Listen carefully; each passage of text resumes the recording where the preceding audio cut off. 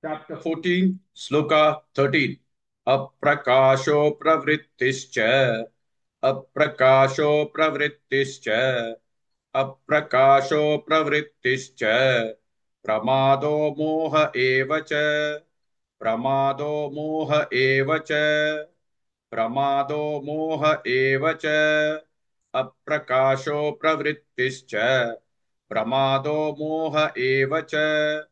अप्रकाशो प्रवृत्तिश्च प्रमादो मोह एव च अप्रकाशो प्रवृत्तिश्च प्रमादो मोह एव च अप्रकाशो प्रवृत्तिश्च प्रमादो मोह एव च अप्रकाशो प्रवृत्तिश्च प्रमादो मोह एव च तमस्येतानि जायन्ते तमस्येतानि जायन्ते तमस्येतानि जायन्ते विवृद्धे कुरु नन्दन विवृद्धे कुरु नन्दन विवृद्धे कुरु नन्दन तमस्येतानि जायन्ते विवृद्धे कुरु नन्दन तमस्येतानि जायन्ते विवृद्धे कुरु नन्दन तमस्येतानि जायन्ते